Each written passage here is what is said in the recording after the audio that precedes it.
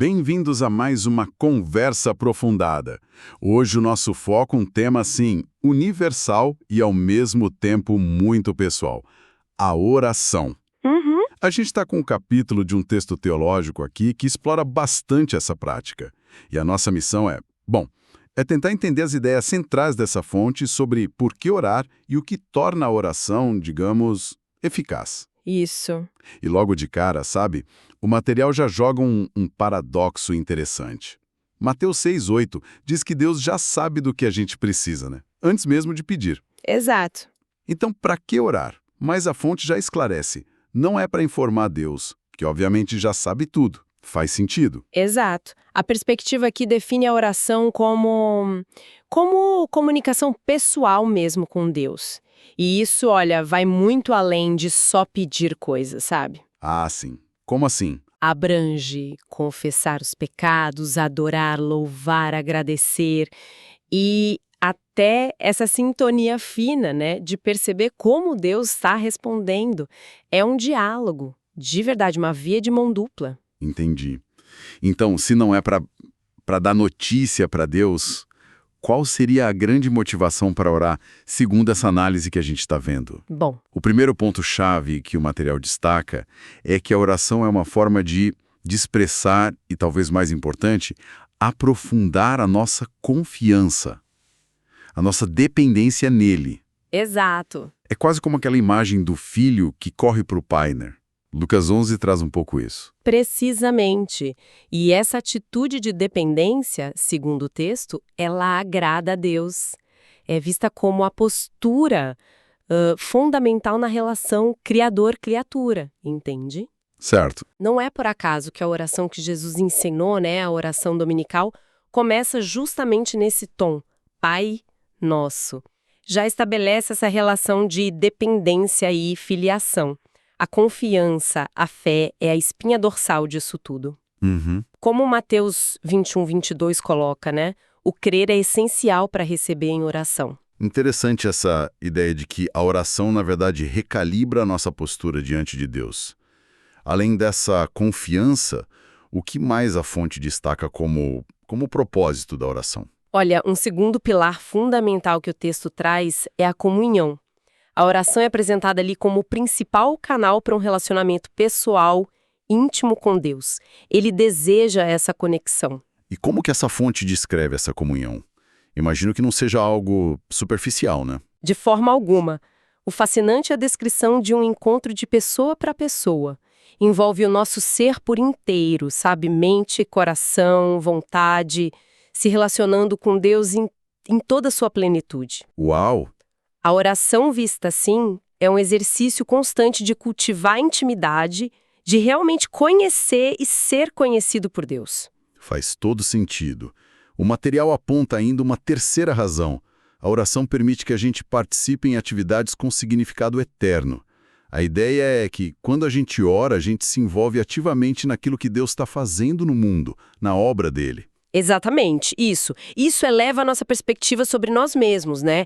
Como portadores da imagem de Deus, a gente não é mero espectador passivo da história. Certo. Somos convidados a colaborar, a participar significativamente nos propósitos divinos. A oração se torna, assim, um veículo poderoso para essa colaboração, quase cósmica, por assim dizer. Confiança, comunhão, participação. E tem uma quarta razão mencionada também. Sim, a quarta razão apontada é que a oração glorifica a Deus. Quando a gente se aproxima dele em dependência, reconhecendo a soberania dele, a bondade dele, a gente está, na prática, declarando a grandeza dele. É um ato de adoração que demonstra a nossa confiança na sua sabedoria, no seu amor, no seu poder, mesmo e talvez especialmente quando a gente não entende tudo, sabe? Ok, esses são os porquês, então. Mas vamos para a pergunta que muita gente faz. A oração realmente, ela faz alguma diferença prática? O texto que a gente está analisando parece bem assertivo nisso, né? Sim, bastante. Menciona Tiago 4,2. Não tem porque não pedem. Isso sugere que a oração pode, de fato, alterar o curso das coisas. A fonte dá exemplos disso. Sim, e são exemplos fortes, viu? O caso clássico é Moisés intercedendo por Israel depois daquele incidente do bezerro de ouro, lá em Êxodo 32. Assim, lembro. O texto bíblico diz que Deus arrependeu-se, quer dizer, mudou o curso de ação que ele tinha anunciado em resposta à oração do Moisés. Impressionante. Tem também a promessa direta em 2 Crônicas 7,14, onde Deus condiciona a intervenção dele, ouvir, perdoar, sarar a terra, à atitude do povo dele de se humilhar, orar e se arrepender. Uhum. E 1 João 1,9 é muito direto, a confissão leva ao perdão. A análise sugere que talvez uma das razões pelas quais a gente não ora com mais fervor seja uma descrença meio sutil no poder real da oração. Isso leva a um ponto crucial que o material aborda. Essa eficácia não é tipo operar uma máquina, né? Depende de algo, ou melhor, de alguém. O texto enfatiza muito a figura do mediador, Jesus Cristo, citando um Timóteo 2,5. Exato. O que significa essa mediação na prática? E como isso se aplica, por exemplo, a quem orou antes de Cristo, lá no Antigo Testamento, ou a quem não crê hoje? Ótima pergunta. A mediação, nesse contexto, é a ideia de que Jesus é a ponte necessária, sabe? Entre a humanidade pecadora e um Deus santo. Ele que abre o caminho. Entendi.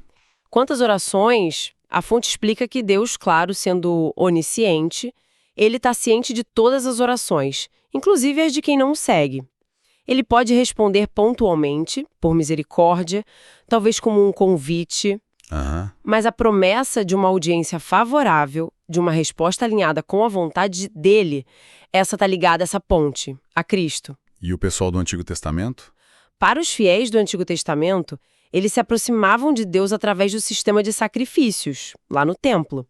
O livro de Hebreus, já no Novo Testamento, explica que todo aquele sistema era uma sombra, um apontar para o sacrifício definitivo de Cristo, que permitiria esse acesso. Certo. Eles acessavam essa mediação de forma antecipada, pela fé no Deus que proveria essa solução final. Entendi. Quer dizer, o sistema sacrificial era tipo um trailer do que Cristo faria. E essa ideia de Jesus como nosso sumo sacerdote, que Hebreus 4 menciona alguém que entende as nossas fraquezas, isso dá mais confiança para a gente se achegar a Deus, como Hebreus 10 diz. Exatamente. O sumo sacerdote no Antigo Testamento era o único que podia entrar na presença mais íntima de Deus e só uma vez por ano com todo um ritual. A obra de Cristo como nosso sumo sacerdote perfeito e eterno rasgou esse véu. Hebreus enfatiza que por causa dele nós temos agora ousadia, confiança, para entrar diretamente na presença de Deus a qualquer momento. É uma mudança radical de acesso. Faz sentido. Falando em acesso e a prática comum de orar em nome de Jesus. O material aborda isso, né? É só uma frase formal no fim da oração. João 14 parece dar bastante peso a isso. Sim, e a fonte esclarece bem isso. Não é uma fórmula mágica que garante o pedido de jeito nenhum. Orar em nome de Jesus significa muito mais. Significa orar com a autoridade que ele nos delegou pela vitória dele na cruz e ressurreição. E tão importante quanto, significa orar de maneira consistente com o caráter e a vontade dele. Tipo um embaixador? Isso. Pensa num embaixador que age em nome de seu país. Ele representa os interesses e a autoridade da nação. Usar a frase não está errado, claro, mas o essencial é a intenção, o alinhamento com quem Jesus é. Entendi. O texto até sugere que variar a forma como a gente expressa essa dependência da autoridade de Cristo pode ajudar a manter o significado vivo, sabe? Para não virar só um jargão no final. Isso faz muito mais sentido. E outra dúvida prática que essa análise toca. A gente pode orar diretamente para Jesus? Ou para o Espírito Santo? O modelo mais conhecido, tipo na oração dominical, é orar ao Pai por meio do Filho. Olha, o padrão principal no Novo Testamento é de fato se dirigir ao Pai através da mediação do Filho. Está claro em Mateus 6, João 16. Sim. Contudo, a fonte é bem cuidadosa ao mostrar que existe base bíblica para orações direcionadas a Jesus. Estevão, por exemplo, ao morrer, ele clama: Senhor Jesus, recebe o meu espírito. Está lá em Atos 7. Verdade. Paulo ora ao Senhor E o contexto indica que é Jesus sobre aquele espinho na carne dele, em 2 Coríntios 12, e a gente tem invocações como Maranata ou Vem Senhor Jesus no final de Apocalipse. Então sim, orar a Jesus é biblicamente válido. E quanto ao Espírito Santo, dá para orar direto para ele? Sobre orar ao Espírito Santo, o texto observa que a gente não encontra exemplos diretos no Novo Testamento. Mas, e isso é importante também, não há nenhuma proibição. Ah, tá. Como o Espírito Santo é plenamente Deus, uma pessoa divina que se relaciona com a gente intimamente, o Consolador, o guia, né, como João 14 diz, teologicamente não haveria impedimento, especialmente ao orar por coisas ligadas à atuação específica dele, tipo discernimento, poder para testemunhar. Certo. No entanto, o foco principal da instrução sobre oração no Novo Testamento não está aí. A fonte menciona que a Igreja, historicamente, sempre afirmou a legitimidade de adorar o Espírito Santo, e a adoração é uma forma de oração, né? Compreendido. Agora, o material entra naquelas condições que parecem favorecer uma oração eficaz. A primeira é orar segundo a vontade de Deus. 1 João 5 fala disso. Mas como saber a vontade de Deus, que às vezes parece tão misteriosa para a gente? A bússola principal, segundo essa análise, são as Escrituras. Jesus mesmo diz em João 15, 7, algo como: se as minhas palavras permanecerem em vocês, pedirão o que quiserem e lhes será feito. Quando a gente ora por algo que a Bíblia claramente ordena ou promete, como, sei lá, crescimento em santidade, perdão, sabedoria, a gente pode ter grande confiança. Ok. Nas áreas mais cinzentas, onde não tem um versículo específico para a nossa situação, tipo uma decisão de carreira, a orientação é buscar princípios bíblicos, apresentar nosso raciocínio para Deus, mas sempre com uma postura de submissão. Seja feita a tua vontade. Mas tem uma ressalva interessante aí, né? Sobre usar essa frase, se for da tua vontade. Sim, um ponto muito importante. O texto adverte para a gente não usar essa frase como uma muleta para a falta de fé quando Deus já fez uma promessa clara. Ah. Como assim? O exemplo dado é pedir sabedoria. Tiago 1,5 promete que Deus a dá liberalmente a quem pede. Orar por sabedoria dizendo, mas só se for da tua vontade, pode, na verdade, revelar dúvidas sobre a própria promessa de Deus. Nesses casos, a oração deve ser cheia de fé na promessa que ele já deu. Entendi. Falando em fé, essa é justamente a segunda condição mencionada. Marcos 11, 24. Creiam que já o receberam. Isso. Isso, às vezes, soa um pouco como pensamento positivo para alguns. Como que o texto diferencia isso? Diferencia claramente. A fé bíblica aqui não é otimismo que a gente gera sozinho ou visualização. É descrita como uma confiança, uma segurança que vem de Deus, baseada no caráter fiel dele e na palavra dele. Hebreus 11:1 fala disso. Certo? Não é algo que a gente fabrica com esforço mental ou emocional, sabe? Essa fé que permite crer que já recebemos ao orar parece surgir como fruto de uma relação íntima e de escuta atenta a Deus. É algo que Ele mesmo planta no nosso coração em relação a um pedido específico. Entendi.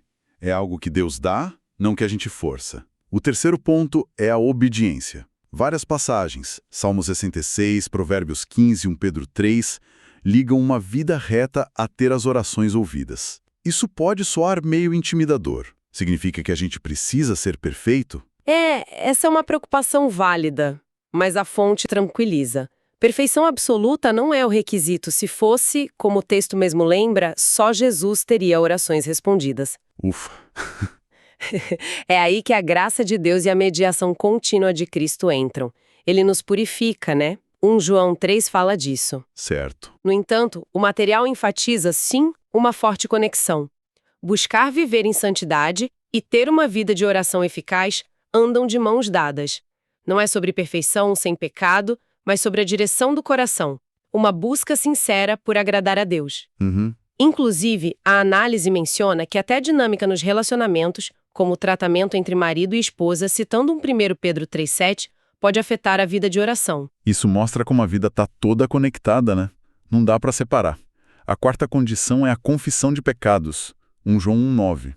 Parece fundamental para manter o canal de comunicação limpo. Sim, a confissão é vista como a higiene espiritual diária, que remove os obstáculos na comunhão com Deus. O texto sugere confessar não só os pecados que a gente tem consciência, mas até pedir perdão por aqueles ocultos, que a gente nem percebe. Salmo 19:12 fala disso. Interessante. E menciona também o valor de confessar uns aos outros em comunidade, como Tiago 5,16 diz. Isso pode trazer cura e responsabilização. O quinto ponto é crucial: perdoar os outros. Jesus é muito direto sobre isso em Mateus 6 e Marcos 11. Parece um não negociável para a relação com Deus. Absolutamente. A análise explica que guardar ressentimento ou se recusar a perdoar é como fechar a torneira da graça de Deus na nossa própria vida. Impede a comunhão vertical com Ele. Nossa. A lógica apresentada é: se a gente não está disposto a oferecer aos outros o perdão que nós mesmos recebemos tão abundantemente de Deus, como podemos esperar que Ele continue a derramar sua graça sobre nós livremente? É um alinhamento de coração necessário, entende? Totalmente. E por fim, a sexta condição apontada é a humildade. Tiago 4 e 1 Pedro 5 dizem que Deus se opõe aos orgulhosos, mas concede graça aos humildes. Exato. A parábola do fariseu e do publicano lá em Lucas 18 é usada como a ilustração perfeita disso. O fariseu, todo cheio de si, orando para ser visto, não foi justificado. Certo. Já o publicano, consciente da sua necessidade, do seu pecado batendo no peito, esse saiu justificado. A fonte é clara. Orar com arrogância, com autossuficiência ou para impressionar os outros é inútil. A humildade genuína diante da grandeza e da santidade de Deus é essencial. Mesmo seguindo tudo isso, a realidade é que às vezes a gente ora e... silêncio. Ou a resposta é muito diferente do que a gente pediu. A própria Bíblia tem histórias assim, né? Como que a fonte lida com essa questão da oração não respondida? E ela encara isso de frente, sim. Reconhece que é uma experiência real e às vezes dolorosa. Aponta algumas razões possíveis, sempre debaixo da soberania de Deus, claro. Quais seriam? Bom, o tempo dele pode ser diferente do nosso. Gálatas 4,4, a espera dos mártires em Apocalipse 6, as nossas próprias limitações, às vezes a gente nem sabe pedir como convém, como Romanos 8,26 diz. Pode ser que o pedido não esteja alinhado com a vontade maior de Deus, né, Tiago 4,3. Talvez falte fé genuína, como Tiago 1,6-8 alerta, ou, e isso é muito importante, Deus pode ter um plano melhor que envolve permitir a dificuldade ou sofrimento para um bem maior que a gente não vê no momento. Certo. Os exemplos clássicos citados são José no Egito, a oração de Jesus no Getsêmani, o espinho na carne de Paulo. Exemplos fortes. E nesses momentos de aparente silêncio ou resposta negativa, qual a orientação que o material oferece? O que fazer? A orientação é multifacetada. Primeiro, continuar confiando na bondade e na sabedoria fundamentais de Deus, crendo que Ele age em todas as coisas para o bem daqueles que o amam, como diz Romanos 8,28, mesmo que a gente não entenda o como. Confiar mesmo sem entender. Exato. Segundo, depender ativamente da força e da presença de Deus para atravessar a dificuldade. 1 Pedro 5,7, Hebreus 13,5 falam disso, de lançar sobre ele a ansiedade. Certo. Terceiro, e talvez contraintuitivo, continuar a orar. A persistência é valorizada. Às vezes a resposta demora, mas chega. Como com Ana em 1 Samuel ou Simeão em Lucas. E mesmo que a resposta específica nunca venha nesta vida, o ato de orar com fé, perseverando na dependência, é apresentado como algo precioso aos olhos de Deus, como um incenso subindo a ele, Apocalipse 5,8 menciona isso, e que trará recompensa na eternidade. 1 Pedro 1,7 também fala da fé provada. É um consolo pensar nisso. E junto com a persistência, o texto também destaca a importância do louvor E da ação de graças, né? Mesmo quando as coisas estão difíceis. Filipenses 4 e Colossenses 4 são mencionados. Sim, é um componente vital. A gratidão aqui não é vista como uma técnica para desbloquear respostas ou manipular Deus, sabe? Entendo. É uma expressão genuína de reconhecimento da soberania dele, da bondade, do controle, mesmo nas circunstâncias adversas. É aquela atitude que reflete dependência e confiança, bem alinhada com o chamado de 1 Tessalonicenses 5,18 para dar graças em todas as circunstâncias. Ótimo. Então, fazendo um balanço dessa nossa exploração baseado no material que a gente recebeu, vimos a oração definida como essa comunicação pessoal com Deus que vai muito além de só pedir. Isso. As motivações centrais que vimos são expressar confiança e dependência, buscar comunhão íntima, participar ativamente da obra de Deus no mundo e, finalmente, glorificar a Ele. Exato. E analisamos como a eficácia dela está ligada à mediação de Cristo, o que não a torna automática, mas acessível. Discutimos o significado profundo de orar em nome de Jesus, com a autoridade dele e alinhado ao caráter dele. E vimos que, embora o padrão seja orar ao Pai por meio do Filho, orar diretamente a Jesus também tem respaldo bíblico, e orar ao Espírito Santo, embora não seja o foco principal da instrução do Novo Testamento, não é proibido. E percorremos aquelas condições que a fonte aponta como favorecedoras da eficácia. Buscar a vontade de Deus, guiados pela Escritura, exercer uma fé genuína, que vem dele, caminhar em obediência buscando santidade, não perfeição, confessar nossos pecados, liberar perdão aos outros e manter uma atitude de humildade. Isso. E, claro, a importância de integrar a ação de graças em tudo isso, mesmo na dificuldade. Se a gente fosse, destilar uma ideia central de tudo isso, talvez seja que a oração, nessa perspectiva apresentada aqui, é menos sobre uma ferramenta para conseguir coisas de Deus. Sim. E muito mais sobre cultivar e aprofundar a relação com Deus. É sobre dependência, comunhão, alinhamento de vontades, participação. Exatamente. É mais sobre o relacionamento do que sobre os resultados imediatos, talvez. E essa ideia da dependência como cerne da oração nos deixa com pensamento para levar adiante. Se a oração é, na essência, essa expressão de que dependemos de Deus, como seria se a gente cultivasse conscientemente esse senso de dependência não só nos momentos formais de oração, mas ao longo de todo o nosso dia? De que forma isso poderia, talvez, remodelar a nossa experiência inteira com o divino? Uma excelente questão para a gente refletir e, quem sabe, colocar em prática no dia a dia, né?